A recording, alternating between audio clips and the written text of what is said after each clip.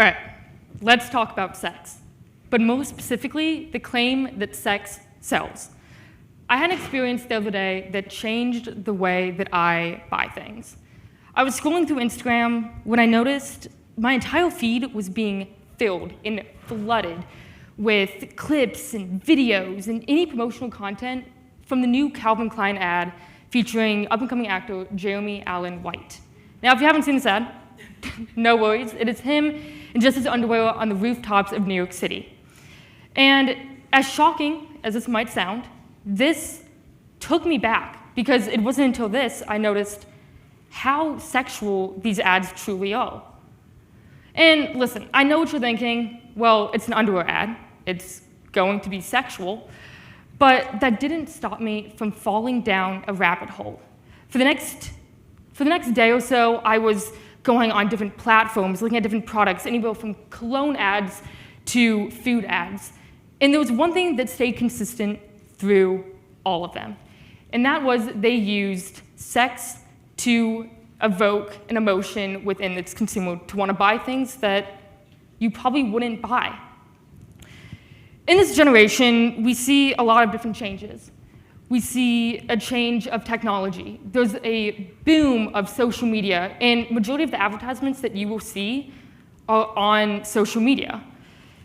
Because of this, there's a desensitization within these consumers, making it seem impossible for these companies to engage with their customers. So how do they do it? Well, they use strategies such as color theory, which is the use of red or black to represent love and passion, or simply yellow to represent happiness. They've also used what is called unique selling proposition, or known as USP, which is a psychological aspect of body language and gestures, such as, think of a cologne ad, when they have the actor use the bottle in such a seductive manner. This sells the product on another level rather than just the product itself. It's selling a lifestyle. This was used all the way back in 1871 when a tobacco company first implemented this by using a woman's bare torso on packaging. And since then, over 200 years ago, it has embarked a trend that has been used for centuries since. But like I said, how effective is this with all of these new changes of social media and the desensitization of consumers? Well, I wanted to prove that it is still as effective as it was 200 years ago. And marketing to your desires, human desires, is strictly important. But when we think of sex, a lot of things come to mind, and we don't always associate it with the most positive things.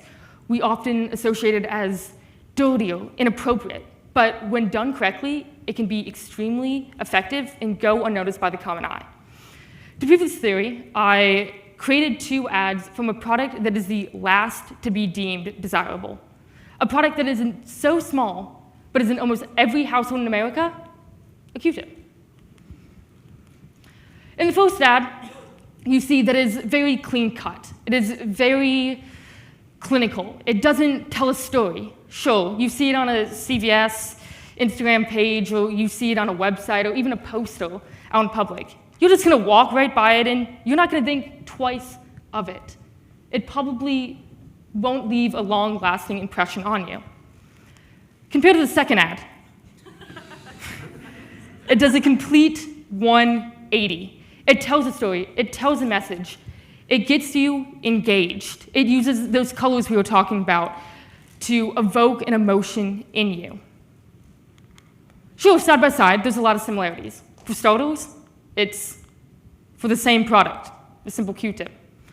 But the slogan is exactly the same as well. But due to the colors and due to the implements of body gestures and body language, we see that the message is completely different. The ads that we see on social media may seem like fleeting moments. They may seem like they have nothing to do with our lives. Sure, we see them on Instagram. We're not going to think twice of them the next day.